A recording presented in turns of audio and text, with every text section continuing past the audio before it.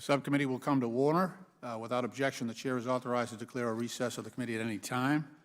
This hearing is entitled Examining the Trump Administration's Afghanistan Strategy. And I now recognize myself for 5 minutes to give an opening statement.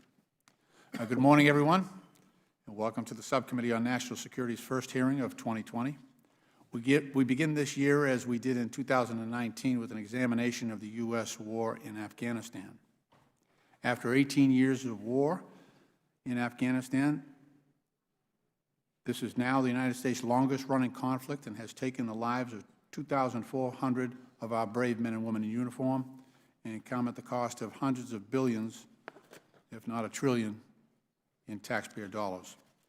Unfortunately, after almost 2 decades of fighting, al-Qaeda and the Taliban, the situation in Afghanistan has continued to deteriorate, and today is at best a stalemate.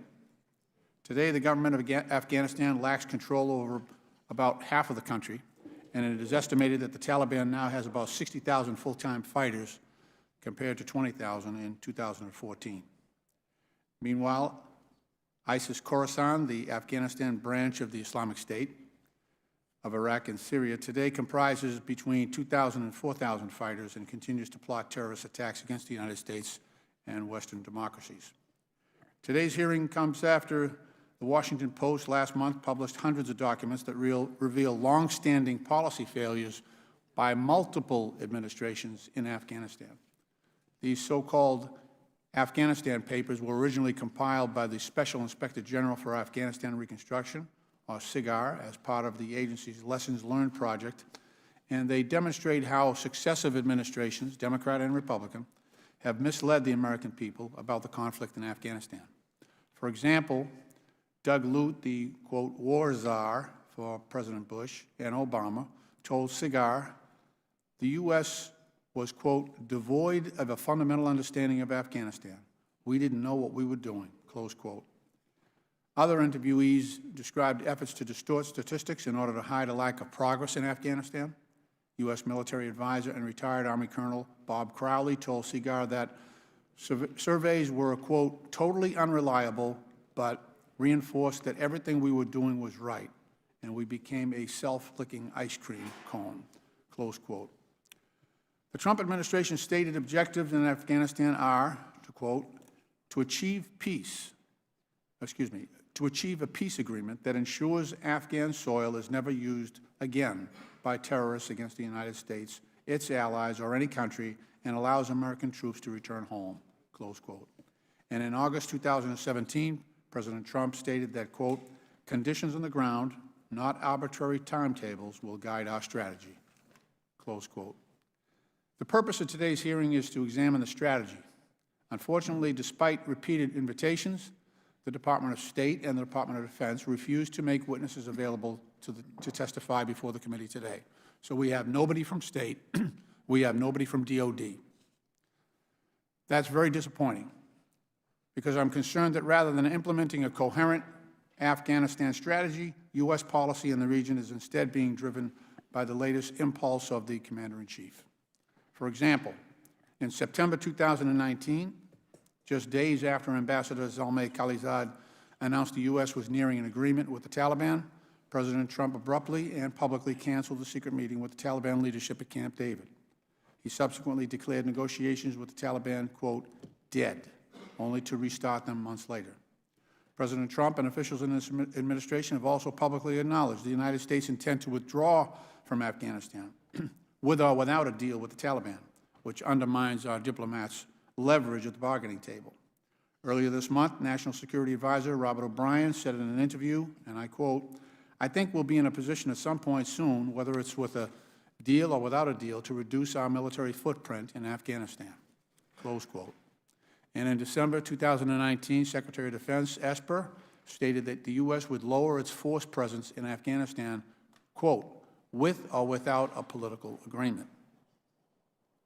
I think everyone can understand how that decreases the sense of urgency on the part of the Taliban to reach any agreement with the United States if we're going to withdraw anyway, which is one of their demands. While we all desire to bring our sons and daughters home from nearly 2 decades of war, we must do so in a way that promotes our national security objectives. to echo Special Inspector General Sopko, who was our guest today, when he testified before our subcommittee last year. We must plan not just for the day after a U.S. withdrawal from Afghanistan, but for the months and years that follow. Only by doing so can we ensure the gains we have made for democracy and women's rights in particular in Afghanistan are not lost, and that the sacrifices of our men and women in uniform have not been made in vain.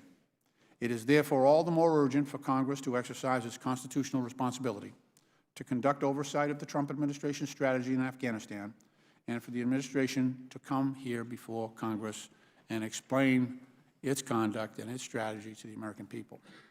Their refusal to do so today is extraordinarily troubling. By failing to appear, the Trump administration is obstructing members of Congress of both parties from evaluating U.S. policy in the region and denying the American people the answers they deserve about the war they have already sacrificed tremendously for. That being said, I'd like to thank our witness, Special Inspector General John Sopko, for being here today. Although Mr. Sopko is not an administration witness, nor does he represent the views of the Trump administration, he has served a critical oversight function for many years, identifying waste, fraud, and abuse across U.S. reconstruction programs in Afghanistan, and I look forward to his continued insights as our subcommittee examines the potential national security consequences of an anticipated withdrawal from Afghanistan. Before I return to the ranking member, I'd like to acknowledge that yesterday, military officials confirmed that a U.S. aircraft crashed earlier this week in Taliban-controlled territory near Kabul. Although initial reports about the cause and extent of the damage are still coming in, I certainly hope that all passengers and crew are safe and accounted for. I now yield to the ranking member, Mr. Heiss of Georgia, for his opening statement. Thank you very much, Mr. Chairman, and thank you, Mr. Sopko, for being here with us today. We appreciate you being available to provide testimony, and I share disappointment, Mr. Chairman, that the Department of State and Defense cannot be here today. It's a challenging job before them, but a very important one for all of us to be involved with and to provide oversight, and I hope we'll be able to hear from them soon. It's been nearly 19 years since the United States began its efforts in Afghanistan after al-Qaeda attacked our country, killed nearly 3,000 Americans in New York, the Pentagon, and Pennsylvania. Yet every time we talk about oversight of our efforts in Afghanistan, I believe we sound like a broken record. It's America's longest war, and it's held that title for a long time now. To date, American taxpayers have spent $780 billion on combat operations, $137 billion on reconstruction efforts since 2002. So we're pushing $1 trillion here. During that time, and in spite of that money, we've lost 2,400 courageous American service members during the conflict, and one stat that often is overlooked is over 20,000 who have been wounded in action, many of them very seriously. The United States has drawn down our military presence from a peak of about 100,000 under the Obama administration to less than 14,000 today. President Trump and his administration are trying to achieve a positive and enduring outcome in Afghanistan. In fact, on August 21st, 2017, President Trump announced a strategy for Afghanistan and South Asia that included taking tougher positions with Afghanistan, further developing a strategic partnership with India, and not setting arbitrary timetables. Moreover, President Trump enabled Secretary of State Mike Pompeo to appoint a special envoy, Ambassador Khalid Zadeh, to negotiate peace talks with the Taliban and the Afghan government. Mr. Sopko, last time you were here, we discussed the 2019 high-risk report, and in that report, of course, it's released at the beginning of each new Congress. It identified 8 high-risk U.S. reconstruction program areas that are vulnerable to waste, fraud, and abuse. And so I hope today that we're able to get some updates on how the administration and Afghan government are making progress in those areas. A month or so after the 9/11 attacks, the U.S. mission in Afghanistan was clear. That was to root out al-Qaeda and those that harbor and protected them, and then to ensure that Afghanistan would not be a safe haven for future terrorist attacks. Obviously, that's not a very easy task. It required the U.S. to invest in the Afghan national defense and security forces so that they can protect their people and their nation. My understanding is that the majority of the money appropriated for Reconstruction has been for training and equipping the Afghan defense forces, and I would appreciate an update from you on how effective that money has been spent. I think it's important that we add some context to your testimony here today. As the chairman referred to, last December we saw the release of the Afghanistan Papers from the Lessons Learned project that your office conducted in 2014. This investigation was a serious departure from your usual oversight. So today I'd like to learn a little bit more about the beginning of that project and just to hear some more about it. During that investigation, your team conducted interviews with over 600 people, including NATO allies and Afghan officials. And, I think at least one thing that we all learned from the Afghanistan Papers is that war is complicated. We know that. And it's especially true with the protracted and dynamic situation that we all are very much aware of in the Middle East. People disagree, I get that, and a war that lasts nearly 2 decades, obviously strategies change along the way, but I believe President Trump is making real progress, and we should let that progress play out. If it means that we can bring an end to this conflict, then we should all welcome that. So again, Mr. Sopko, I want to thank you for appearing before our subcommittee today. You're a dedicated public servant, and we are grateful for your service. We appreciate your time today. I look forward to your testimony. And with that, Mr. Chairman, I'll yield back. The gentleman yields. Once again, I'd like to welcome our witness. Today we are joined by the Honorable John F. Sopko, the Special Inspector General for Afghan Reconstruction. It is the custom of this committee to swear all witnesses. Could I please ask you to rise? Mr. Sopko, do you swear or affirm that the testimony you're about to give is the truth, the whole truth, and nothing but the truth, so help you God? Let the record show, please be seated. Let the record show that the witness has answered in the affirmative, and the microphones are sensitive, so please speak directly into them. You've done this before on multiple occasions. I'm sure you know the routine. Without objection, your written statement will be made part of the record. Before I turn to you, though, I would like to make a motion without objection that the gentleman from Kentucky will be permitted to join the subcommittee on the dais and be recognized for questioning the witnesses. Without objection, so ordered. With that, Special Inspector Sopko, you are now recognized to give an oral presentation of your testimony. Thank you very much. Chairman Lynch and Ranking Member Heiss, thank you for inviting me here today. This is the 23rd time I have provided testimony to Congress since I was appointed the Special Inspector General in 2012. It may well be the most important hearing to date, as you both are examining that very critical question, and that is, if there is to be sustainable peace in Afghanistan, are we prepared for the day after the signing? We are at a pivotal juncture in our over 18-year involvement in Afghanistan. The potential for a peace agreement with the Taliban is greater than at any time in recent history. While reaching a settlement will be challenging, sustaining it will be equally difficult. It will require coordination and deconfliction among the U.S. and Afghan government agencies, as well as our coalition allies and donors. But most importantly, it will require addressing the serious risks that we set forth in the 2019 high-risk list that we testified about last year. That report identified, as you noted, 8 key areas of the $137 billion reconstruction effort that we believe to be at a high risk of waste, fraud, mismanagement, or mission failure.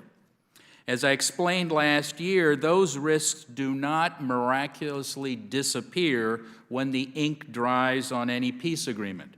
Moreover, if not addressed, they may threaten the sustainability of any peace agreement. Now, SIGAR is not taking a position on whether a peace agreement is achievable or practical, although we hope for both.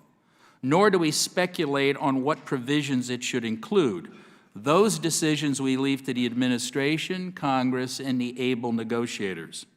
But what SIGAR's report does do is highlight areas that policymakers should be planning for now, because as I testified last April, failing to plan is planning to fail.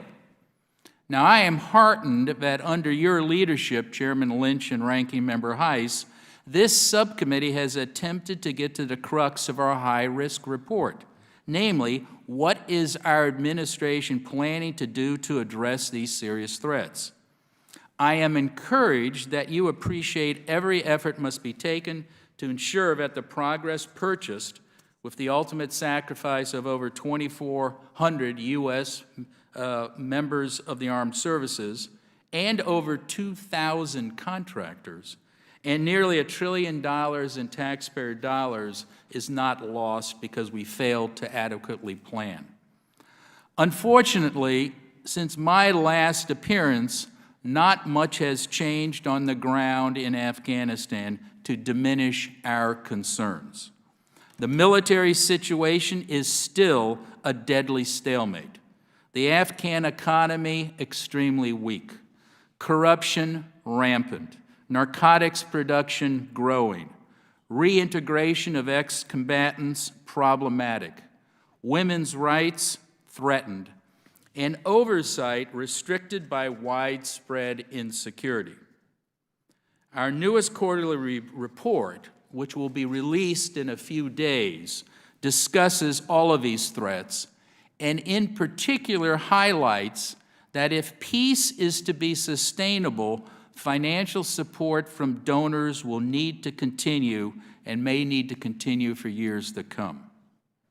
Let me end with one additional observation.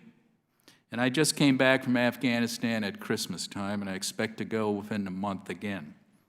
As Congress and the administration thinks about how much money should be spent on reconstruction, they need to consider how those expenditures will be monitored and evaluated and overseen.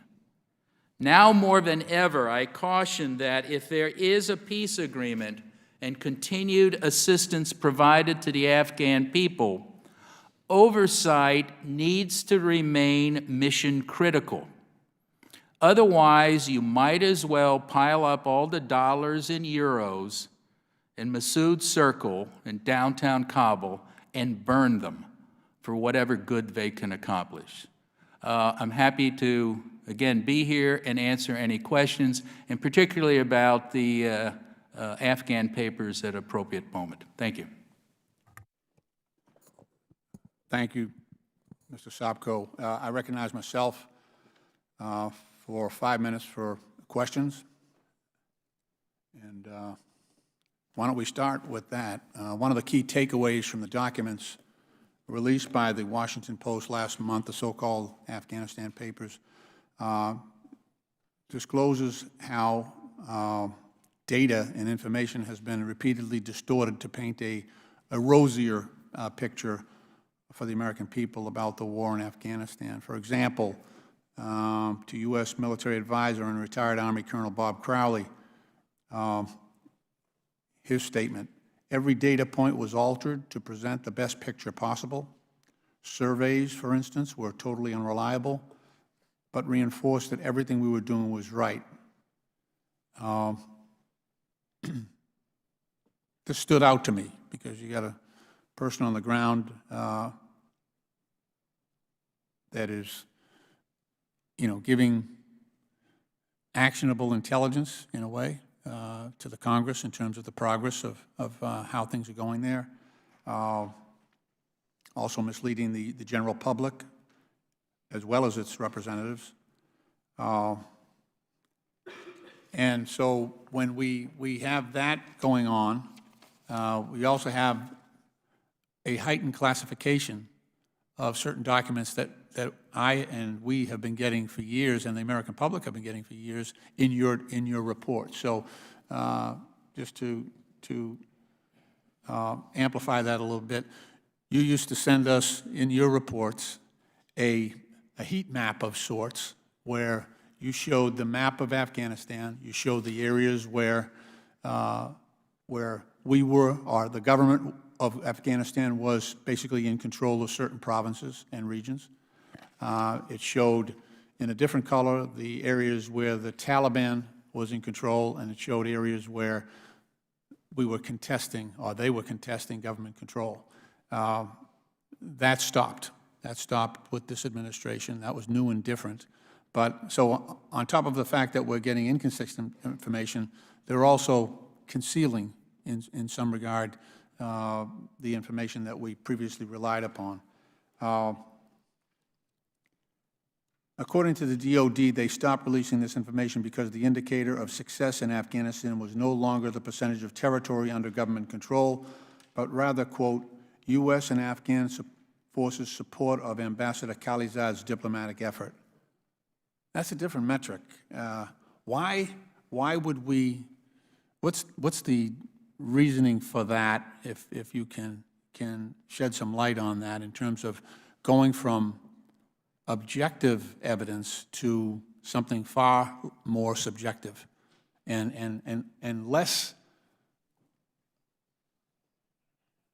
evident, I guess. If you're talking about whether people supported Khalizad, that's a rather amorphous and subjective standard. It's difficult to follow, and I'm troubled by it. It shows a rather diffuse and lack of focus target in terms of something that's driving, a measurement or a metric that's driving our effort in Afghanistan.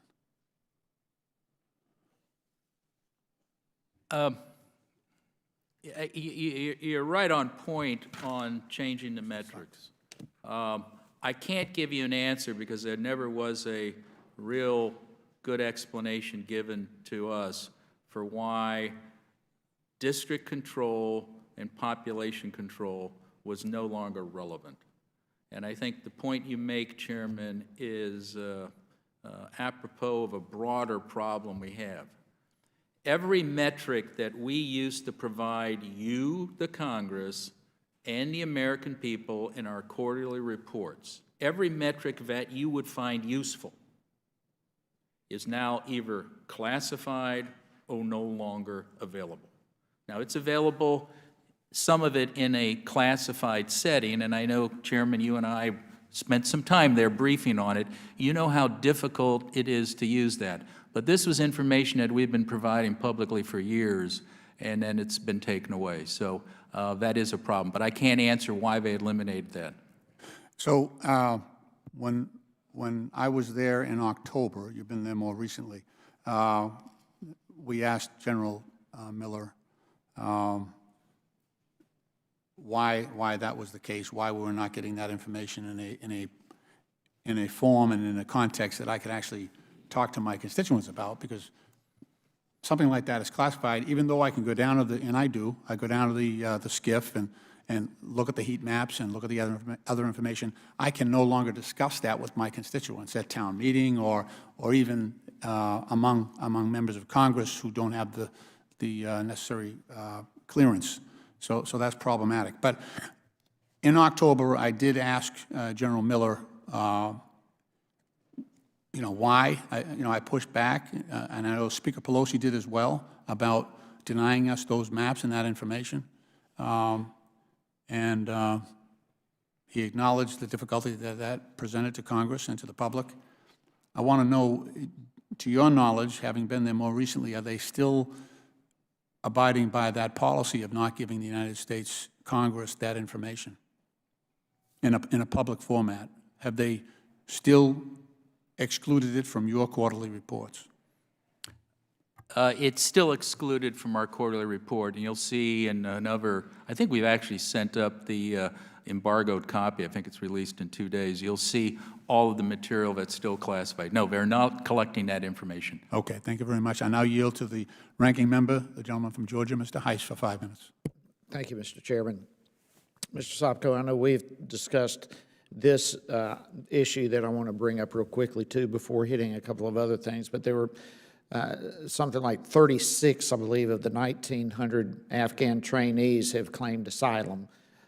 We've got an estimated 83 Afghan trainees who have gone AWOL. Some are believed to be in Canada, who knows where else. But it's very high numbers and alarming numbers, and I know we've talked about this, but we're all aware now of the recent shooting at the Naval Air Station in Pensacola, and it just continues to raise concerns regarding the training of foreign nationals here on U.S. Military bases. Can you give a quick update on the Afghan trainee program? The best update I can give you is that the Department of Defense made a decision some time ago that they were no longer bringing Afghans into the United States for training. I don't know exactly where that is, if there's still some more coming in. But we did highlight, and I think you and I had this colloquy last time. I know you were very concerned because of Moody Airport Base, which was doing a wonderful job, actually. It was the premier training center for our air program, and they did a wonderful job, and they had no AWOLs from there. But apparently we've thrown the baby out with the bath. Rather than following the Moody approach to protecting and making certain these people don't go AWOL, the Defense Department just says we're not bringing any of them. So I don't know if that's good or not. We've never equated it, but I think the Moody may be the last group that still are having some Afghans coming through, and then it'll be done. To your knowledge, is that underway to where no more Afghan trainees are coming? Has that... That is the best of my knowledge. That's yes. mine, too. I just wanted to have it confirmed if we could get that. And those who have gone AWOL, do we have any update? Have they been located? Do we know where they are, or are they still missing? I don't think we have any information on that, because that really gets into the Department of Homeland Security and what they've done with it. We have not. I can check with my staff, but I don't think we've done any follow-up on that. We checked, but we have no additional information since last time we chatted. Okay. That's concerning still, and I would like to get some answers. We'll continue looking on that as well. Let's move on. In your written statement, you mentioned that insurgent attacks on the Afghan National Defense and Security Forces and coalition forces are increasing. What is the reason for the increase? Have y'all been able to determine? The biggest problem, I think, General Miller and his predecessors have complained about is that the Afghan military and police, even though we train them not to do this, they stay in static positions and they're easy to pick off.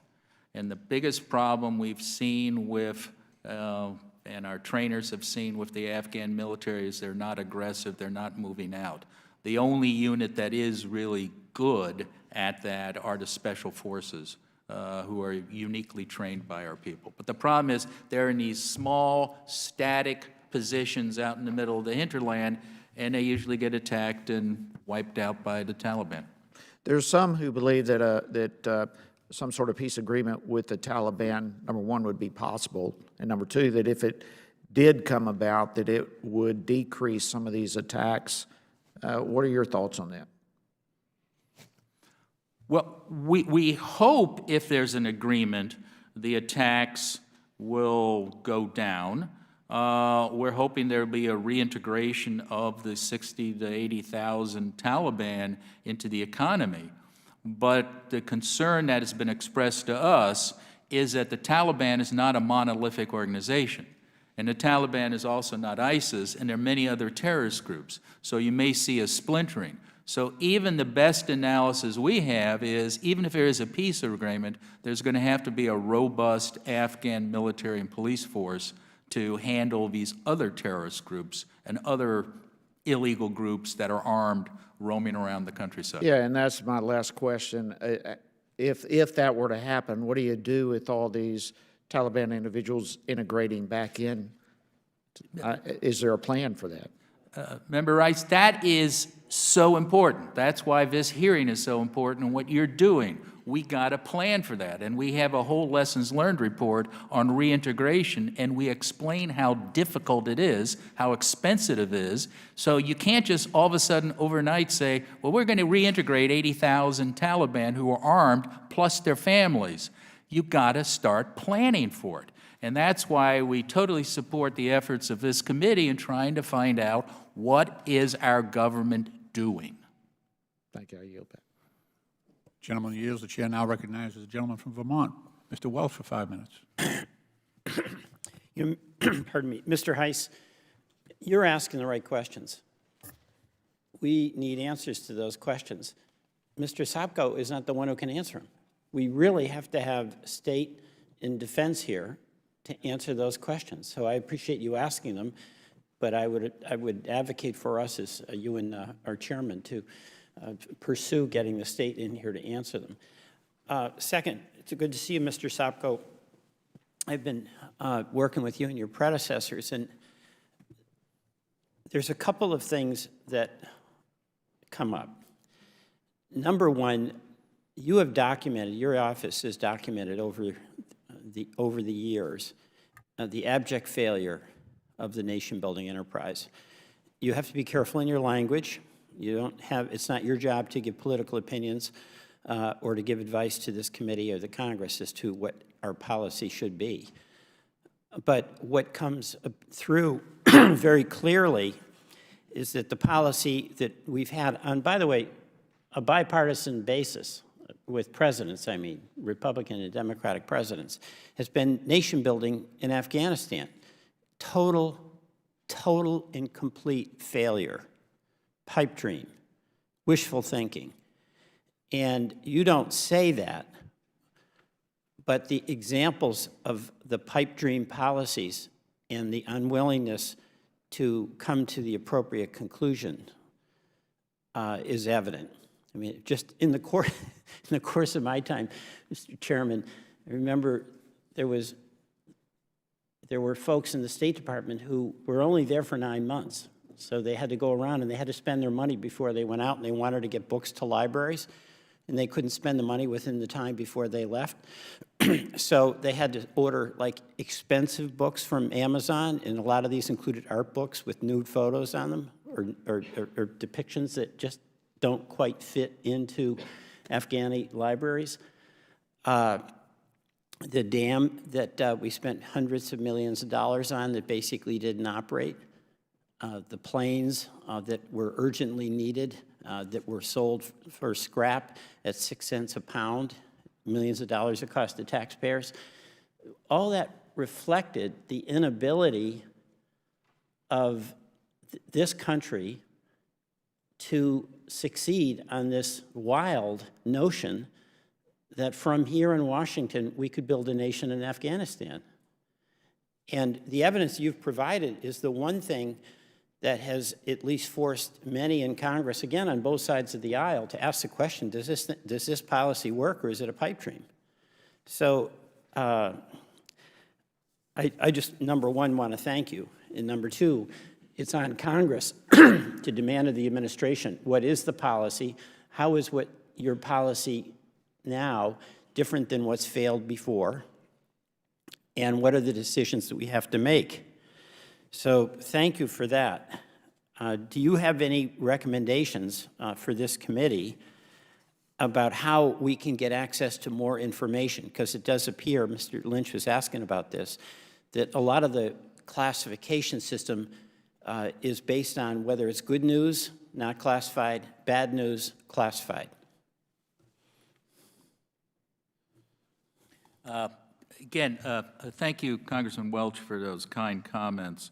And you basically stole my thunder. Those findings we did lay out in the lessons learned report. So I think anybody who read the Washington Post articles would realize that there was nothing new there. We've been reporting problems, including mendacity, hubris, shaving records, the lobotomy, everything else that you mentioned. It's tough for me to tell you, Congress, how to do oversight. I mean, that's, you know, what you're doing right now is what you need to do. Visiting the country is what you need to do. I think when the chairman goes, and I know it's a very difficult trip, and it's a very dangerous trip, and I don't,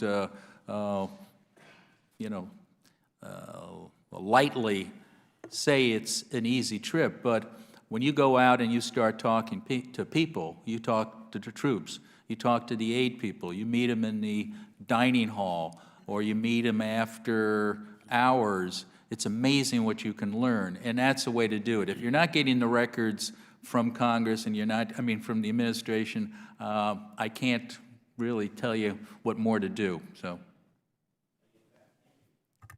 Gentleman yields. The chair now recognizes the gentleman from Tennessee, Mr. Green, for 5 minutes. Thank you, Mr. Chairman. As a guy who's deployed to Afghanistan, I think folks will be a little surprised with my questioning today, but first let me start by thanking you for being here. The Washington Post article detailed some potential deception.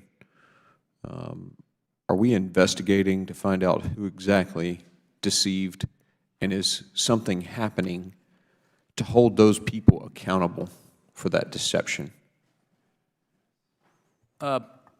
Congressman, no, I don't think anybody is.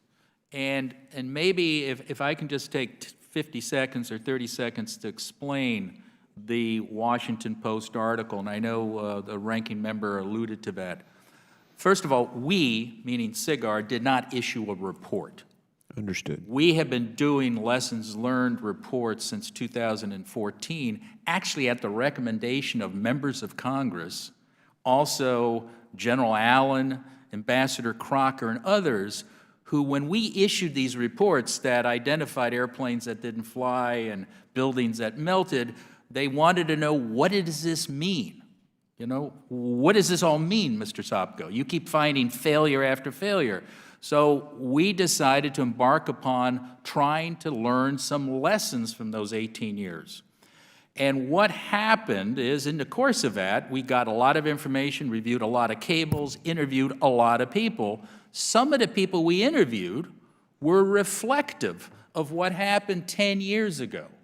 And they basically were saying, like I think General Lute and others, that, you know, we didn't know what was going on. But that was sort of after the fact. They were reflecting. It was very useful information in some areas, but a lot of the information was also talking about the war fighting. And none of our reports deal with the war fighting. We deal with Reconstruction and the training.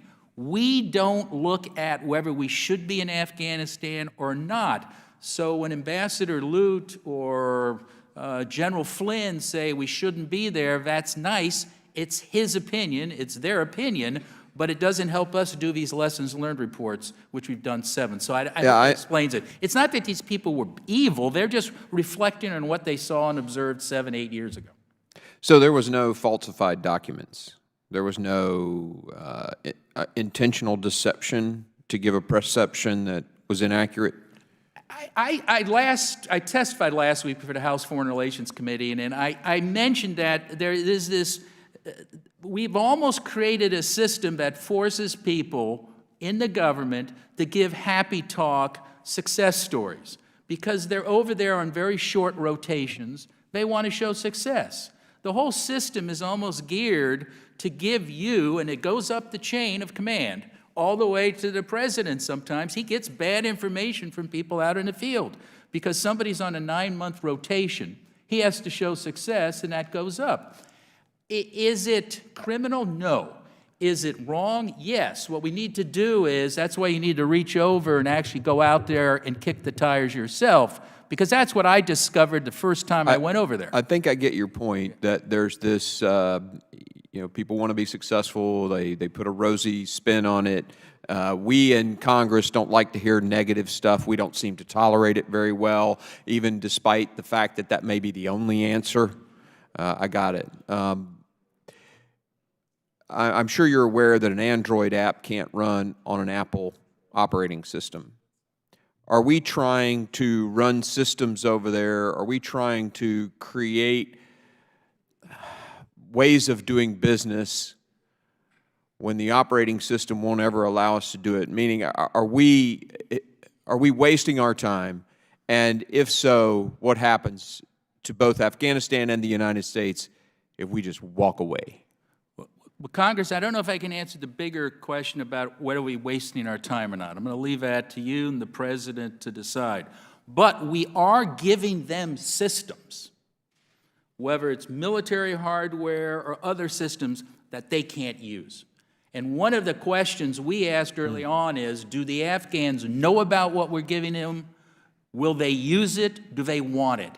And we couldn't even get government agencies to ask those questions. And I have run across Afghans who said, I didn't know that clinic was being built until it was given to us by the donors. In your lessons learned that you provide us, do you list those efforts of ours that have failed or that will continue to fail if we continue to push those? Throughout all of our reports and the lessons learned here. as well as, and we're happy to brief you on other reports coming out about that. Thank you. Yeah. Gentleman yields back. The chair now recognizes the gentlelady from Illinois, Ms. Kelly, for 5 minutes. Thank you, Mr. Chair, and thank you for calling this hearing today. As you noted earlier, the recent reporting by the Washington Post and the continued work of the Special Inspector General of Afghanistan Reconstruction has shown that the American people have repeatedly been misled about the conditions in Afghanistan. Mr. Sopko, when you were with us before in April, you told the committee that you believe, and I quote, that transparency is the best policy for everybody. When it comes to Afghanistan, why does transparency matter so much? Well, I think for two apparent reasons. Number one, American lives are on the line. And if you just tell Congress the good news and not the bad news, Americans will die. Secondly, we have spent more money in Afghanistan on reconstruction than we did on the entire Marshall Plan to rebuild all of Europe. So it's a lot of taxpayers' dollars. And if you add the $700 million on the war fighting, we're close to $1 trillion. So I think it behooves administration witnesses and IGs to speak truth to power and tell you what's going on and what's not going on. Let's be honest to ourselves. That is the real dishonesty. We have been dishonest to ourselves. I think a number of people coming here and testifying have tried to paint the good story. I don't know if it's for getting a promotion or it's just the American way. We also have this hubris, which I think was identified before, that we think we can turn Afghanistan into Little America or another Norway. We can't. That's the hubris. And I would believe that you think part of that transparency is the ability for us to hear directly from the Department of Defense and the State Department. Well, look, I worked 24 years in Congress, working for Sam Nunn, John Dingell, and other people. I believe in openness, and I believe that Congress has a right to know. But maybe I'm a minority these days. I hope not. Earlier this month, you testified before our colleagues on Foreign Affairs and were asked how Congress would stem the flow of inappropriate amounts of money to Afghanistan. Your answer, hold more hearings, specifically hold more hearings with the Defense Department, the State Department, and USAID, where we asked them to justify their budgets based on outcomes. At that hearing, and I quote again, you said Congress has to weigh in and say, hold it, and we want to know the truth, as gory as it is, and you continue to stand by that. I do, and if I can add, there's one other thing I did mention there is maybe incentivize honesty. And one of the proposals I gave at that time, because I was asked by the staff to come up with proposals, is put the same requirement on the government that we impose on publicly traded corporations. Publicly traded corporations have to tell the truth. Otherwise, the SEC will indict the people involved. They have to report when there's a significant event. So put that onus, call it the Truth in Government Act if you want, that you in the administration are duty-bound by statute to alert Congress to significant events that could directly, negatively impact a program or process. So incentivize honesty. Okay. Well, we've tried to get the Defense Department and the State Department, but they've been no-shows. What kind of signal do you think that sends if representatives from the administration don't respond to congressional requests? You know, that's difficult for me to answer. I think you have to ask them. I showed up when I got called, so. Okay. I don't know, do you think they have something to hide or they don't want to share the bad news? I think you're walking me into trouble on this. I'm not trying to do that. I can't impose. I think, again, you have to go back to the people you're Okay. trying to get in here. Just another set of questions, Mr. Sopko. In its 2019 high-risk list, CIGAR included instances of restricted oversight as a hindrance to reconstruction efforts. The report stated that, quote, with or without a peace settlement, the U.S. mission in Afghanistan and the reconstruction effort will continue to require vigorous oversight. Why is that the case? Well, I think now more than ever, because there are fewer State Department aid people and DOD people there, you need somebody watching the store. And there will be a tendency, because of the security situation, decreased staffing, to give the money directly to the Afghan government, or to give the money through third-party monitors such as the World Bank and UN and other international organizations. And we have reported in the past that, first of all, the Afghan government's incapable of handling the money. We really need to do a ministerial assessment, ministry by ministry, to determine whether they can handle our taxpayer money. And then secondly, we have some real questions about some of these international organizations. The UN and the World Bank, we've already identified, have serious problems with monitoring it. So what we're saying is, don't just focus on the troop level, don't just focus on the amount of money, focus on how we are going to protect the U.S. taxpayers' dollars. That's why I think now more than ever we have to keep our focus on that. Thank you so much.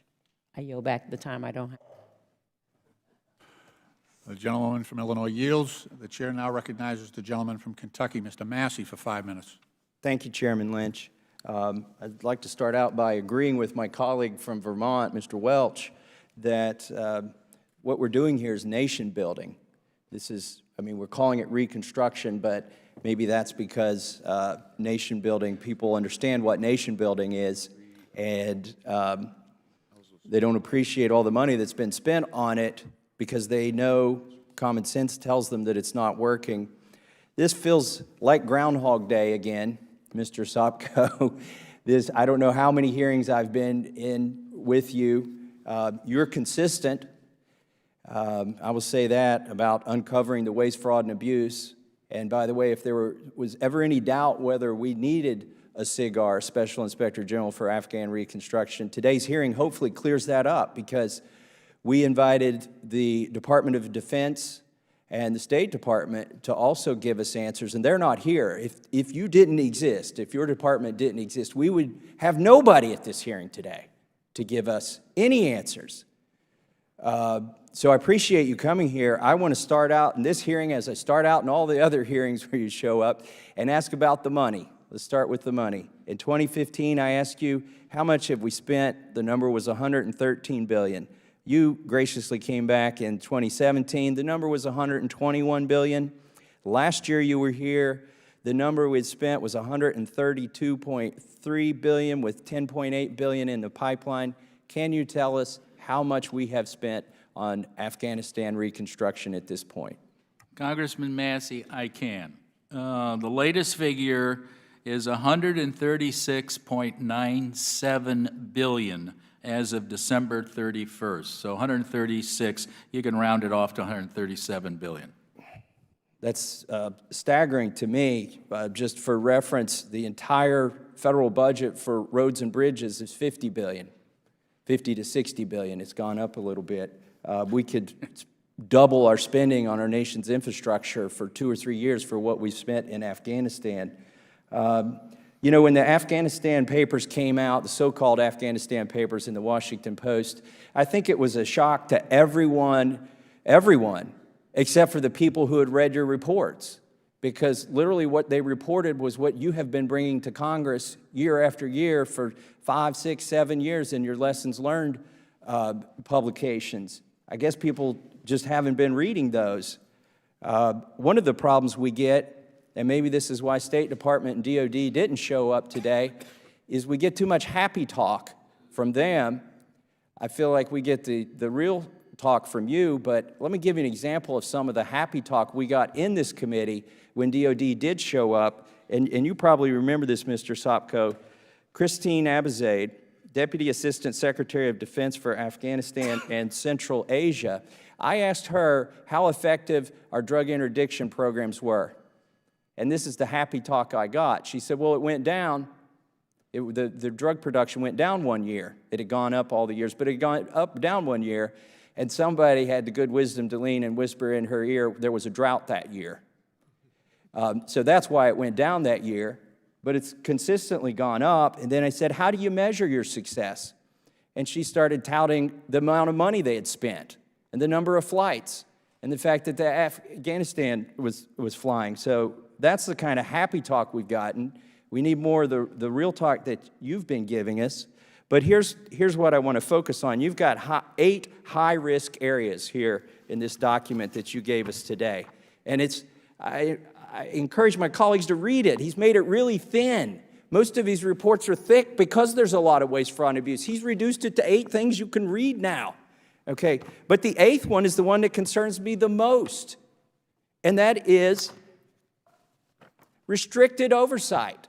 I mean, you're the only one here today, yet what I'm hearing you say is some of the numbers that need to be reported are being classified, and some of the numbers aren't even being monitored yet or anymore. Can you talk about that in the little remaining time we have? Well, that is a problem. We're not getting the data, but the other problem we're starting to see, and every time I go over there now for the last year, people at AID, at State, and DOD say, oh, we don't have any people anymore who can answer your audit requests. And please don't do another lessons learned report because we have nobody who can answer the mail. And this is the concern I have, and I believe Congressman Welch was leaning toward that, and I didn't get a chance to answer. But the problem is, as we reduce the number of troops, are we going to be reducing the people who are doing oversight over the 80-some billion dollars that the Defense Department has spent there? If we reduce, like we did, the number of USAID officials, who's going to be around to monitor the money we're going to spend? And you know, the World Bank has predicted, even if there's peace, we're going to have to spend more money if there's peace. So who's going to be there if you, quote unquote, right-size the embassy and right-size the Department of Defense out there? There is nobody there to monitor. By the time an inspector, just so you know about IGs, there is a limitation to us. By the time we show up on a program, it's gone. It's like the TV detective serial. You see a white chalk outline of the body. The first line of defense is that soldier who's monitoring the contract or monitoring the Afghan government. But if he comes back, because there's talk now to reduce to 8,600, where are those 4,000 troops coming from? Are they gun-toters? Or are they the people who are actually trying to answer the mail and oversee how we spend the money? This building of this empire you talk about that you don't want to see, well, there is a soldier or somebody from the Pentagon who is trying to oversee that. If he comes back in the first tranche, who's going to be protecting your money? That's my concern. That is the big concern. Getting out is a concern, but we've kind of worked our way around that. But you can't cut the oversight capabilities of aid, state, and DOD in this drive for what they call right-sizing. My time has expired, and the chairman's been very gracious, but I would just like to say before I yield back, we shouldn't spend a dime if we can't track a dime over there. And that's the way I feel about it. Thank you, Mr. Chairman. The gentleman yields. The chair now recognizes the gentlewoman from the Virgin Islands, Ms. Plaskett, a very energetic and focused member of this subcommittee. Oh, dear. 5 minutes. Pressure. Thank you very much, Mr. Chairman, and thank you, Mr. Sopko, for coming here to speak with us and to share your thoughts and your concerns. We all, as you can hear on this committee, are concerned with our Afghan strategy. I think that across the board, you have heard that. It's one of the few times I feel like on this committee we've all had some agreement going on. It's a welcome feeling.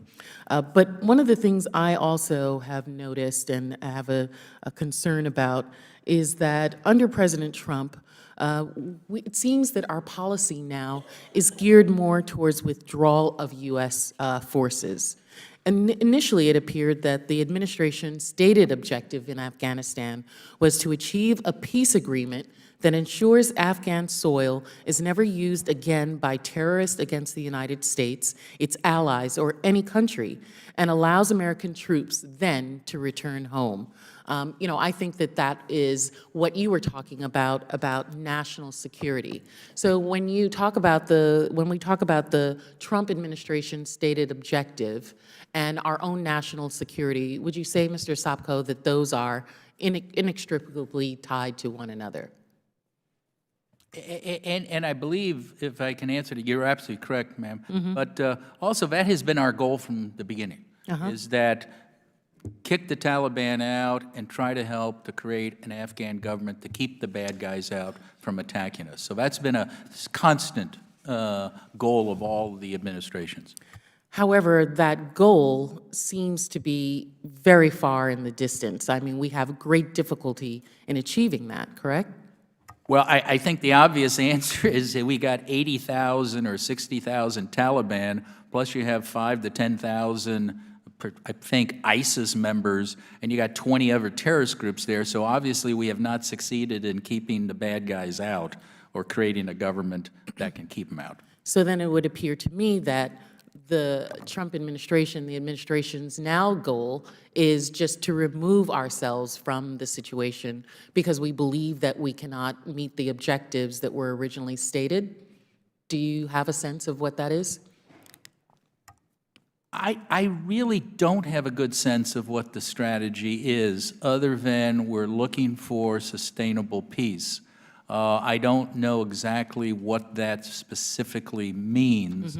So I'm not really the witness for that. Your State Department witness could do it. Well, unfortunately, we don't have either the State Department or the Defense Department here.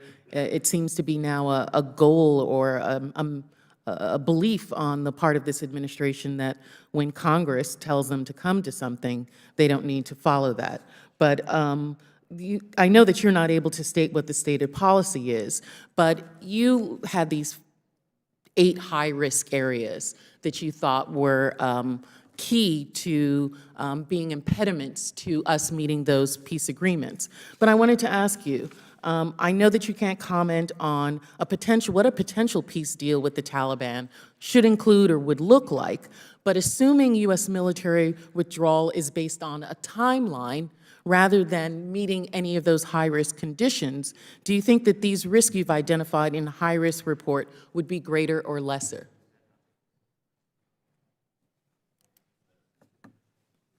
If there's a precipitous withdrawal, is that what you're So if implying? we have, as the administration has done, by stating specifically the time and the numbers through various sources. In October, General Austin Miller, commander of U.S. forces in Afghanistan, confirmed that the United States had already reduced its footprint in Afghanistan by 2,000, despite the fact that we have yet to reach a peace agreement with the Taliban, or at different points where a former administration talks specifically, Secretary Pompeo, his directive from the president has been unambiguous, end the endless wars, draw down and reduce. So with the Taliban understanding that our removal of troops is based on a timeline of the president rather than the meeting conditions, do you think that the risk that you've identified will be greater or lesser? I think the risk would be greater. I mean, if the U.S. pulled out all of its troops tomorrow, I'm talking about all of them, I can't make a distinction if we go down to 8,600, but if they pulled out all of them, the conflict would obviously continue as a stalemate. It'd just be a lot bloodier stalemate, and I think a number of people have said that eventually the Afghan government would deteriorate. The worst thing that could happen to the Afghans, because they will continue to fight, the Afghan government, but if the funding, remember 70%, over 70% of the Afghan budget comes from the United States and the donors. If that money ended, I have said before, and I will stand by it, then the Afghan government will probably collapse. Thank you for your assessment of that. And with that, I just think I can only think of those soldiers, those USAID individuals who have been there all these years through their rotations, risking life, supporting the Americans' objective. To have that thrown away because we believe we need to withdraw our troops at this point is just such a slap in their face. I yield back. Gentlelady yields. The chair now recognizes the gentlelady from North Carolina, my colleague, Ms. Fox, for 5 minutes. Thank you, Mr. Chairman. I want to thank our witness for being here today. Let me give a quick follow-up to the gentlewoman from the Virgin Islands. Isn't the Trump administration trying to neutralize the Taliban to make them a non-belligerent group? I believe that's part of our use of more munitions. That is one thing to drive them to the, that's a stated goal of driving them to the negotiating table. Great, thank you. According to SIGAR's October 2019 quarterly report, the U.S. appropriated approximately $4.74 billion to efforts in Afghanistan in 2019. Is that correct? I don't have the exact number, but that sounds about right. Okay. So it's my understanding this money goes towards a variety of things, such as security efforts, government assistance, humanitarian aid, civilian operations, and you indicated that most of the money going to the government is coming from the U.S. So is that right? That's correct. So how important is it that this money is being spent for its intended purpose, such as to support migration and refugee assistance, international narcotics control, and the Afghan Security Forces Fund? It's very important, ma'am, and that's what the concern I think everybody has about corruption and diversion of funds. The word corruption appears 80 times in SIGAR's October 2019 quarterly report. Is it safe to assume corruption is a significant problem plaguing Afghanistan?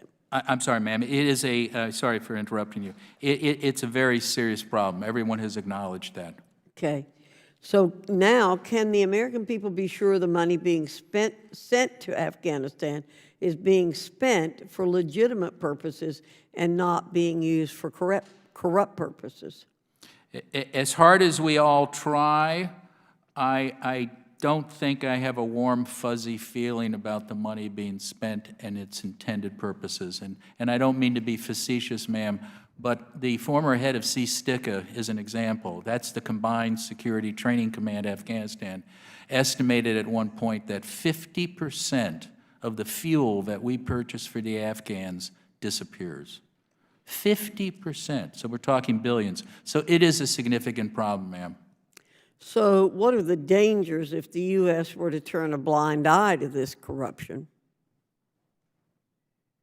One of the dangers? What are the dangers? Well, the danger is that the money, first of all, it would be a waste of taxpayers' dollars. But secondly, I think the concern is that the money is being used, it'll actually hurt our security arrangement with the Afghans. I mean, some of the units may not be able to fight as well as they did because they're not getting fuel, they're not getting pay, et cetera. And, you know, actually the biggest concern I think everybody has is not so much the casualties, but it's the number of troops who are quitting or disappearing from the Afghan military, and part of it is because of pay, leadership problems. Right. So do you want to talk a little bit about how the United States has been involved in the anti-corruption efforts in Afghanistan? What are some of the things that we're currently doing?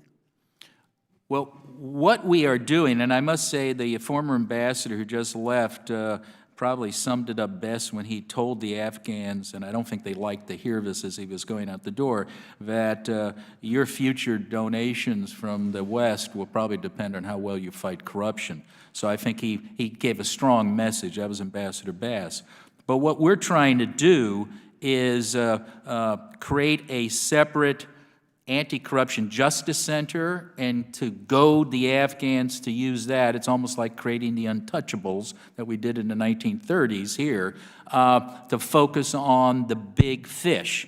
The problem has been, and we've documented this 2 years in a row because Congress, the Appropriations Committee, have asked us to assess their corruption capabilities, and their corruption capabilities leave a lot to be desired. So we're being asked again by Congress to take a look at it. But we're trying to beef up their prosecutive capabilities. But you've got to have a political will, and that's the problem we're all worried about. Thank you very much. Yield back, Mr. Chairman. The gentlelady yields. The chair is now pleased and honored to recognize the full committee chair of this committee, Chairwoman Maloney of New York, for 5 minutes. Thank you so much, Mr. Chairman. And I want to thank John Sopko for your service, and also the chairman for holding this important hearing. I'd like to focus my questions on the importance of women in Afghanistan and the differences it has made with America allowing them to participate in the economy and in education. I recall when we first went to Afghanistan, women were murdered and killed if they went to school. And now I'm told that they have made a tremendous progress. Over the past 18 years, they make up 14% of kindergarten to 12th grade, and 30% of university students now are women.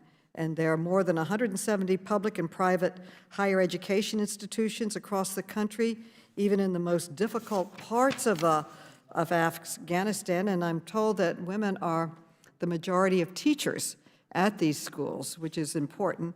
And according to some government reports, women make up to 27% of government employees before they were not even allowed to work. And they serve as ministers, deputy ministers, judges, and in many other positions. According to the United Nations maternal mortality rates, they used to be second in the world, and they have fallen substantially. And that is because there are so many women that are trained as midwives and health professionals now and are working to help other women. And I understand there are over 530 public and private hospitals and hundreds of health and sub-health centers. And even if these numbers are exaggerated, women appear to be an important part of the success that is happening, certainly in education and healthcare. And so wouldn't that alone make up our investments? Wouldn't that alone justify our investments in the country? I know the United Nations has made several reports that when women are educated and empowered and respected, the amount of terrorism in that country or in that village goes down. So investing in women and allowing them to be part of the country and not killing them if they go to school, I think we've made a tremendous impact in that country. And I'm afraid if we retreat and leave, it'll go back to the way it was before. So my question is, do you believe women have made a significant contribution to successes in education, and health care? And also, if we left, as some politicians are proposing, wouldn't it fall back to the other way, where they were so, where being a woman meant you were almost not alive in what you were allowed to do? Can you I'm happy to do, Madam Chairman, and I think you hit a good point and one of the successes that we have had in Afghanistan. And but you've also raised a concern, and I must admit, for all the trips I've gone there and all of the Afghan women I have talked to, I have not met one Afghan woman who trusts the Taliban. And the concern is, if they're excluded from the negotiations, or if the negotiations are done by men and they ignore the advances, it is going to be very bad for women in Afghanistan. And so that is a serious concern I think we all have. I'd like unanimous consent to place in the record a letter that I've written to Secretary Pompeo expressing the same concern as the IG, that women need to have a seat at the table in the peace talks so that their rights aren't traded away and lost. You mentioned the amount of corruption. Do you think it would be a way of addressing corruption if you had a certain percentage of the contracts, which are numerous, coming from USAID and American-led efforts to help the country, that they go to women-led organizations, so that maybe the gas would get into the automobiles for the military, maybe the money would get to the place that it was intended? Do you think if we required that certain amount of the money go to women-led organizations? And certainly any ideas that you have, I know that the women's movement here in America and around the world was pleading with the United States to have a seat at the table for women in the peace negotiations. Any of your ideas that you might have on how we can include women in the peace negotiations? I would have to get back to you on that. I know we have had set-aside programs in the past, and Congress has actually designated a significant amount of money to the Afghan police and the Afghan military to recruit women in that area, and I think there has been money set aside for women's programs by USAID, but I don't know how successful that has been. We reported on that in relationship to the military, and then the Defense Department classified that information. So the amount of women that were being recruited. And that was, they reversed themselves, but still there's a serious problem that even though you have set aside money for certain things in Afghanistan, it's not spent. We're going to have a report coming out soon, ma'am, on the number of buildings we built for women in the Afghan military and police that are now vacant. You have to have a will on the Afghan men's side, and that's the problem we're facing. Mr. Chairman, may I ask another question and a request? Of course, I do want to, without objection, order that your letter be entered into the record, and now you are recognized. But my question really was not more women in the military and more women in the police. My question was more women organizations being put in charge of the finances so it gets to the people and not to corruption. Years earlier, I passed a bill that was part of the Appropriations Committee that $60 million going to Afghanistan had to be spent with or given to a woman-led organization. I can get a copy of that legislation to you, and I'd like to request, with the Chairman's permission, a meeting with you and the Women's Caucus, if you could go over what happened to that $60 million. What was it? If the problem is corruption, and then I would say I represent a district that is a business district, and New York City, it's a business capital of many different businesses, and the stories that I hear from businessmen are just horrible. You know that all of their contracts are let through corruption and payoffs and this kind of thing, and if American business felt like they could be treated fairly, they would invest in Afghanistan. And maybe we need to look at any of the the assignments and contracts, because I hear they're incredibly corrupt. Business people now go around the country giving speeches, don't go to Afghanistan. They're not going to treat you fairly, which is a horrible situation to be in.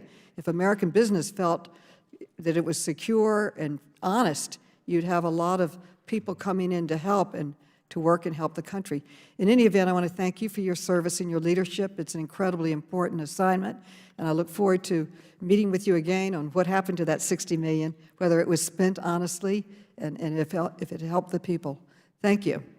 Madam Chairman, I'd be very happy to follow up, and I think apropos of that, we are actually embarked upon a new lessons learned program specifically dealing with the gender issue. So I know my staff who are working on that would love to meet with yourself and other interested parties up here as to how we should shape that lessons learned report. So I look forward to that conversation. Just giving it back to you, I would put women in charge of certain things. Being a police officer, you're not in charge unless you're Val Demings, who is a member of Congress now.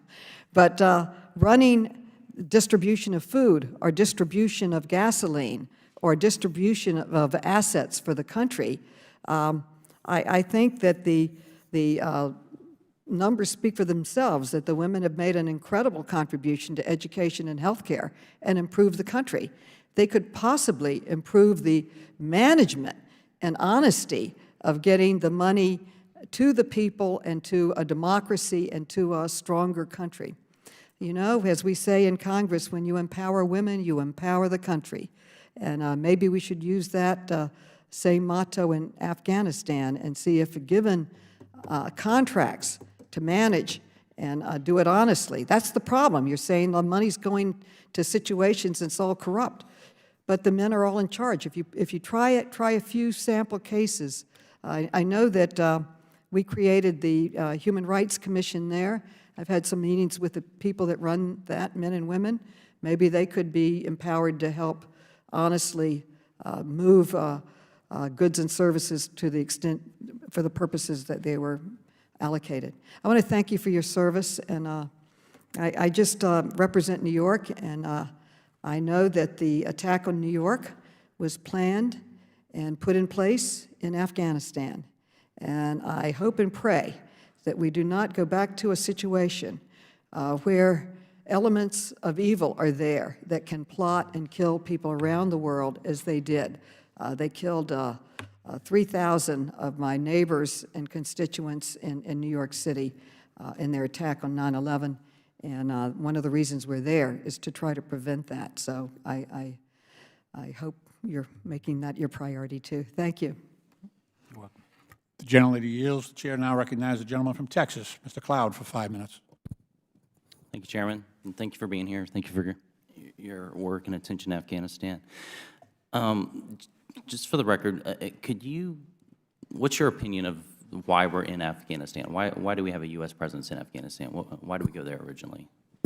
But the stated goal was to punish the people that the chairwoman just noted attacked the United States, and then to help build a government or help develop a government there and its military and police that could keep the Taliban or other terrorist groups that attacked us from coming back in.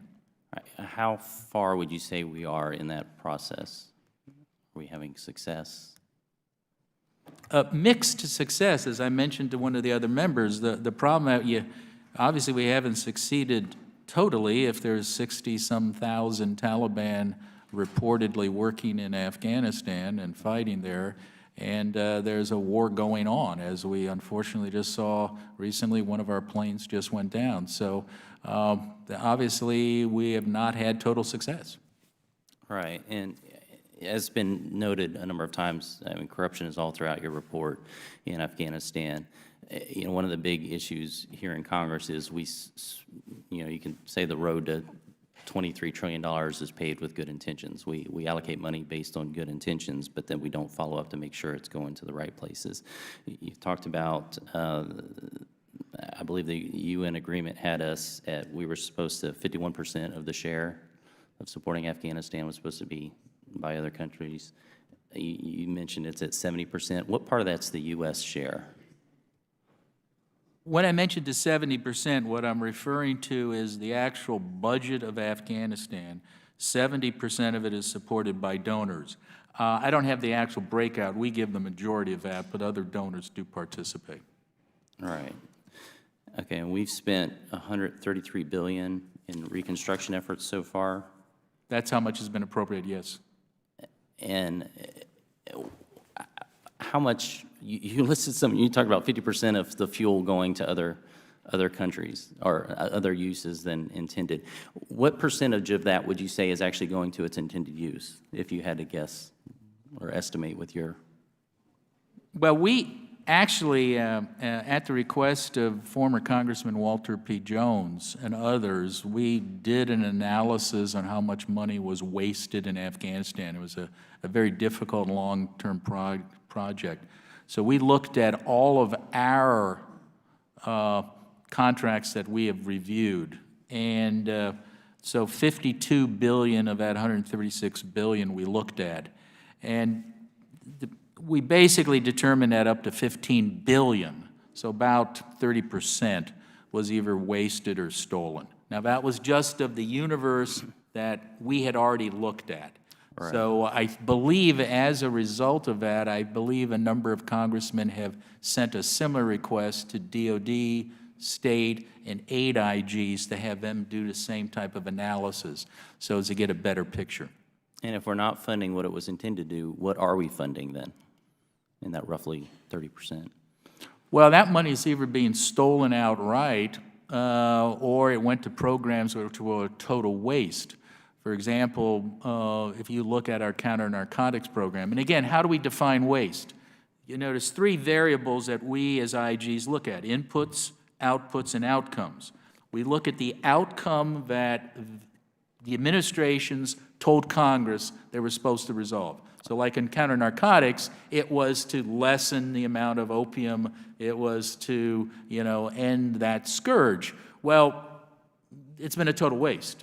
None of our programs have led to any reduction in opium in Afghanistan. As a matter of fact, opium is the largest export of Afghanistan. Right. It's more than the illicit crop. I think it's $1.2 to $2 billion in export. The illicit, the pine nuts and everything else they sell, comes to less than $1 billion. So we looked at that program and said, that's a waste. We wasted $9 billion. We've accomplished really nothing. What recommendations do you have for us in holding that to account? What things can we put in place to make sure the money gets to where it's supposed to go? Well, I think strictly asking people up front in the administration is, what are you trying to accomplish? And I'll go back to a letter that I sent, and I know Congressman Lynch knows about this. Back in 2013, I sent a letter to the SecDef, SecState, and Administrator of USAID. And I said, can you list your top 10 successes and your bottom 10 failures, and why? And this would have forced the administration to rack and stack their programs, list what works, what doesn't, and try to understand what works there. They refused to answer the mail in 2013. So in 2014, we basically came up with the Lessons Learned program. I was trying to answer my mail to you. You got to force the administration to be honest. And it's not political. It's Republican, Democrat. The administration has to come in and tell you specifically, why are you spending this money? What do you expect to accomplish at the end? Are you going to spend $9 billion in counter-narcotics, and the end result is that there's actually more opium being grown? Are you going to spend $500 million on airplanes, and they can't fly? You're going to spend millions of dollars on buildings that melt? I mean, you need to hold people accountable. You need to bring in the head of those programs and say, what were you thinking? And don't be negative about it. Just say, look, if it doesn't work, stop. Do something else. But I am certain, Congressman, and I don't want to go over, I am already over. I apologize, Congressman Lynch. Every commander I've met 6 of them. I've been doing this now for God knows how many years. Every one of them has said, the summer fighting season, we won. Well, if we won, what's defeat look like? And the aide administrator was pumping out happy talk for years. So much so that we actually had the CIA came in and said, what USAID is saying about the life expectancy is impossible arithmetically. It's impossible to double the life expectancy. People were coming in and giving you kites and balloons. They weren't telling the truth. You are the last bastion protecting the taxpayers' money. You gotta ask the tough questions. You can't just look at inputs. That's how much money you give them. You can't look at outputs, how many shoes they bought for the Afghans. What was the outcome? Can the Afghan military fight? Well, you don't know because they took away all of the metrics for success. So we don't know. And that's the problem. Thank you. Gentleman's time has expired a long time ago.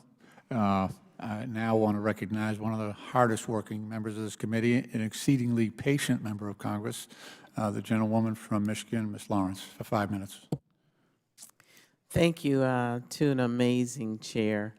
I'm here today as co-chair of both the Democratic Women Caucus and also the entire bipartisan caucus for this Congress.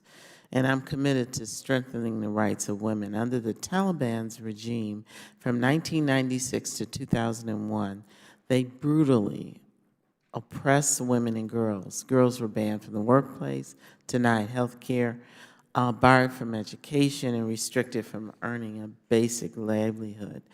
In fact, in 1997, one women's group called conditions in Afghanistan, and I quote, inhumane gender apartheid. After the United States have dispersed almost $1 billion, talking about outcomes, in Afghanistan for programs aimed at improving the health and status of women, millions of Afghan women have voted, and some now occupy prominent positions in society. I'm here today because I'm deeply concerned that if a peace agreement is reached, the Taliban will revert back to its old ways of repressing women and girls.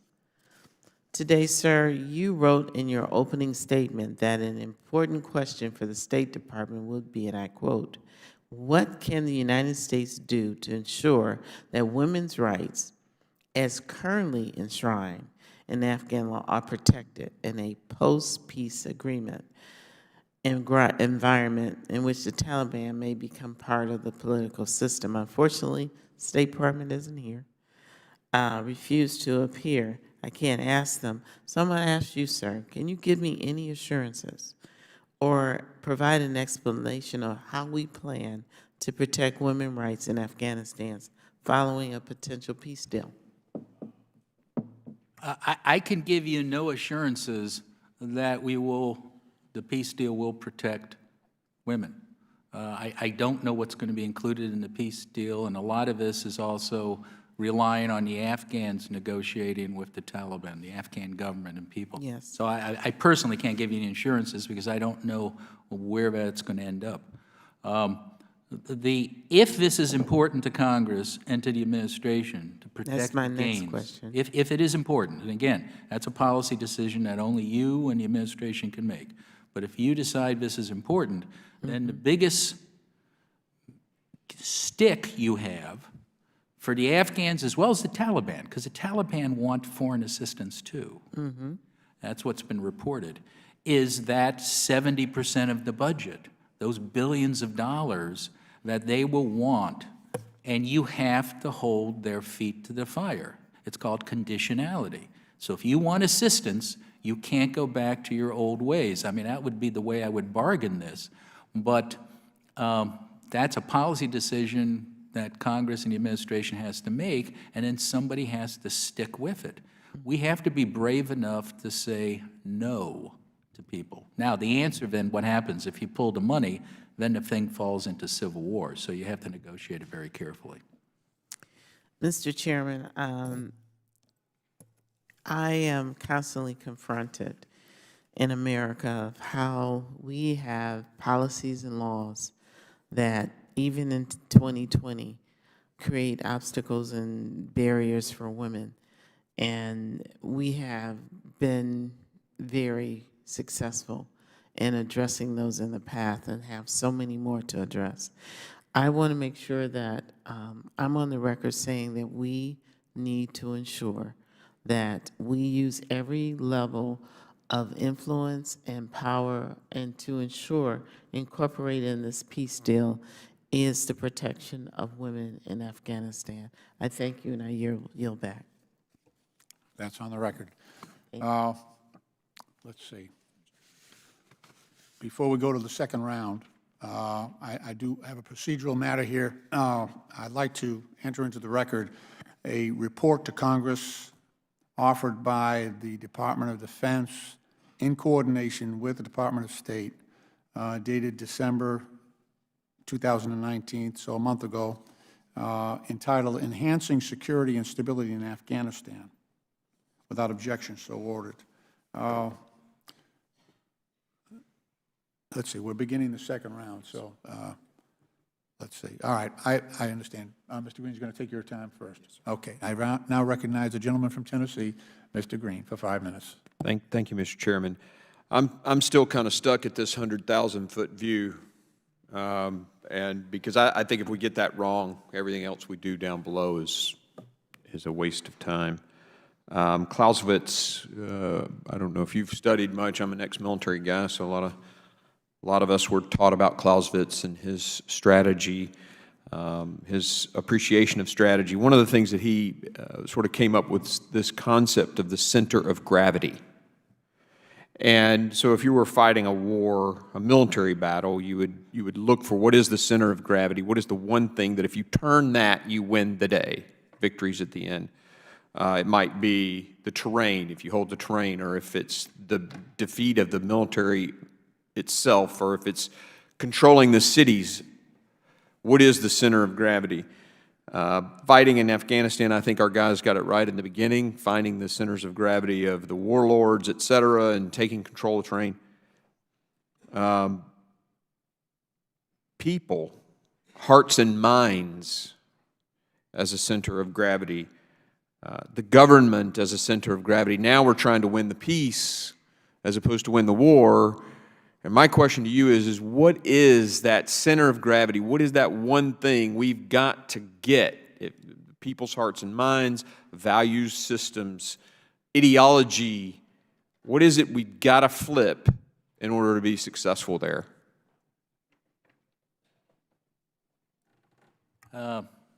Boy, that's a very good question, Congressman, and I'll try to take a stab at it.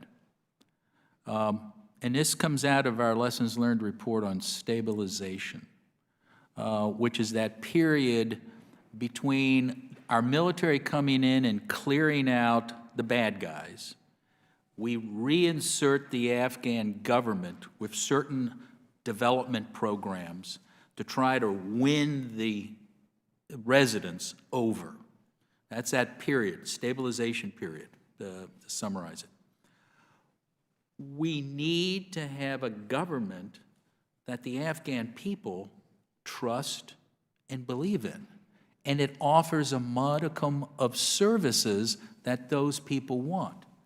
Because the difficulty we have is that, for example, Afghan people want a little bit of justice. They don't want to have to pay a bribe to get it. What we gave them were a bunch of courthouses that looked nice. They would fit in any American city. But that's not what the Afghan people wanted. They wanted a modicum of justice that they didn't have to pay a bribe. So I would go back, if we're going to win over there, it goes back to winning the hearts and minds, but it's not going to be a U.S. soldier winning the hearts and minds. We got to have a government that is trusted and believed and supported by the average Afghan. And the majority of the Afghans don't live in the cities. They live out in the hinterland. And out in the hinterland, it's bandit country. You kind of you know, you talk about corruption and all those things as we gave them a courthouse, but we didn't give them the system that worked. We didn't give them created justice. That's what we didn't give. Right, and so what's the barrier to keep, I mean, okay, we built the building and thought we did a great job, but what has to get fixed for them to get that justice? Is there some ideology? I mean, what pushes corruption in that space or in that place? I mean, corruption comes from an ideology. Corruption comes from value systems. Is there something there that we can flip, that we can turn, that we can change, that will be successful? I don't believe, and I know what you're reaching for. I can't give you a silver bullet. I really don't know. I'll think about it, and I'm happy to come back and talk to you more Let's about it. get coffee or But, lunch. Yeah, If we don't fix that piece of it, we can layer everything about America over the top of it, and it'll never work. That's my concern.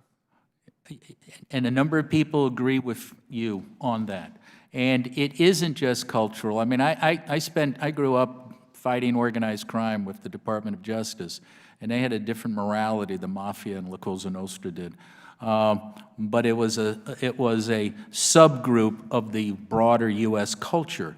But there, corruption is not just taking a bribe, it's endemic, it's tribal, it's part of that society, and it's extremely difficult to overcome. It's how the system works. In part, one of the findings we have of our Lessons Learned program is you really have to understand the Afghan people, their way of life, their culture, and all of that before you go in. And I don't think we really did. We didn't appreciate that. And so we contributed to the problem by just pouring a lot of money too fast around there. But I don't have an answer, and I'll be honest with you. I'd love to sit down and chat with you, and I'll bring some smart people a lot smarter than me. You know, I just have the big mouth. I don't have the brain, so. I doubt that. Thank you. Gentleman yields back. So we do not have State Department, Defense Department witnesses as we requested, but we do have their report from December of last year, a month ago. Are you familiar with this 1225 report? Yes, I am, Chairman. So this is required, this is a report to Congress required by the Levin and McKeon National Defense Authorization Act back in 2015. We get this report every year. And so one of the important parts of this is it discusses the role of the Special Representative for Afghan Reconciliation, Zalmay Khalilzad. So he's the one that's doing negotiations with the Taliban. And during June, July, and August of last year, the Taliban and our special representative engaged in negotiations, in 9 separate rounds of negotiations. And they came up with 4 elements of an agreement. And I want to just recount those. Some of them are not surprising, 3 of them anyway. Assurance, number 1, the assurance that the Taliban will not be allowed to foster, the Taliban would not allow terrorists to occupy the country as happened before, concerns raised by the chairwoman. They wanted a timeline for U.S. withdrawal. They wanted a commitment by the Taliban to meet with the government of Afghanistan because they're not on negotiations right now. Number 4 surprised me, and one other section I think should be number 5. Number 1, they didn't talk about the status of women. That's not a major component of their agreement, and that's a huge problem for the reasons that have all been stated here earlier, especially by Ms. Lawrence and the chair, and also by Ms. Plaskett. The other is, instead of having a ceasefire, which was our original request, they're now saying they want, and I'm quoting, a reduction in violence around the areas from which the United States is withdrawing. So, I mean, as I read that, we were asking for a ceasefire, a cessation of violence in the country, a peace agreement. Now we're saying, just don't shoot at us while we're leaving. That's the way I read this. And I'm just curious. You have followed these negotiations and the terms of what we were trying to negotiate. Mr. Chairman. Is that how you understand that last section? Now, Mr. Chairman, I am not involved in the actual negotiations, but I am aware of this. This is an official Department of Defense document. Right. And I read it the same way you do. I mean, it just basically, this is what the Department of Defense says was the deal presented to the president, and thank goodness he didn't agree to it. But it just basically says, don't shoot at us while we're going out the door. Right. It sounds a lot like what the Brits did back in the 1800s when they left Kabul and they all got wiped out. But I hope that's, but it's bad timing for that. But that's, yeah, I mean, I don't think anybody should trust the Taliban to secure our peace or the peace of our soldiers. The other thing that is deeply concerning, we went to Saudi Arabia a couple of months ago, and there's been this flow of funding from the Gulf, funding really what are Wahhabi, very extreme madrasas in northwest Pakistan and also southern Afghanistan. And they're pumping out, this is the farm team for the Taliban, these Wahhabi and Deobandi madrasas, very, very extreme. That's the farm team. So these young men come up and they become part of the Taliban. They are they view women as personal property. I can just say that. You know, we drove from Kandahar city all the way down to Spin Bolduc on the Pakistani border. And women are, unless they're not allowed out of the house unless they're in the presence of a male in their family. They have no range of movement, no freedom of movement. And I have great misgivings about delivering the women of Afghanistan into the hands of the Taliban. That will reverse, that would be a disgrace. That would be a black mark on the United States of America and of all freedom-loving nations if we would allow that to happen. And I'm just very, very, very disappointed in the terms of these negotiations as I see them. I'm hoping that this is not the road we're down on. And one of the reasons that I asked to have State Department, Defense Department here is so that I could ask them about this, you know, and they've refused to attend. We're going to have a vote later on this week on repealing the AUMF, the authorization for the use of military force that was agreed to back in 2003. And I'll tell you what, the fact that the State Department and Defense Department have refused to come before this committee and work with Congress, I'm going to vote for that, for repealing the AUMF. That's the only power I have left. If they're not going to come in and talk to us, if they're not going to give us evidence, then I have to take that power away to the degree that I possibly can. It's not the way this country was meant to operate. You know, we're supposed to be co-equal branches of government and supposed to be respectful of one another and try to work for the common good of the people of this country. And I just see a serious breakdown in this regard. So it's the only way I can push back, but I'm going to do it. So I don't know, Mr. Chairman, Mr. Vice Chairman, excuse me, Ranking Member, you keep going down in elevation. I don't know if you have anything further to add? Okay. With that, let me just conclude. First of all, thank you, our witness, for your willingness to come before the committee and help us with our work. Members will have 5 days during which to submit questions to the witness, and we are hopeful that you may be able to get back to us. I know you've made some commitments to the chair and to others to work with them on both sides of the aisle here. Without objection, all members will have 5 legislative days within which to submit additional written questions for the witness, which will be forwarded to the witness for your response. And I please ask that you respond as promptly as you are able. And so this committee is planning a CODEL to Afghanistan, and I will give you a chance to respond. And we are extremely desirous of getting you out to some areas, maybe to the training to the tax, east, west, north, south, to maybe look at some of the things that that you want to give further attention to, just like this Oversight Committee. I'm sorry, do you have any last remarks? Mr. Chairman, I'm happy to help you and any other member of the committee in preparing for that trip, and I also identifying places to see. Could I ask just one thing to be introduced in the record? Of course. I know there were some questions by the ranking member about the Afghanistan Papers in the Washington Post. I did a letter to the editor trying to correct the record on that report. Could I ask that that be submitted as part of the record? Because Without objection, so ordered. yeah, I think that clarifies our role. I think a lot of people confused and thought we issued a report. We answered our FOIA. By law, you have to answer a FOIA, and gave those documents to them. We're still producing lessons learned reports, as I mentioned to the chairman, one on gender issues. So we think they're very useful and they're very helpful.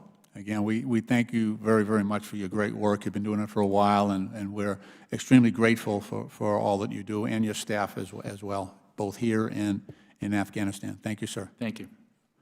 The hearing is now adjourned.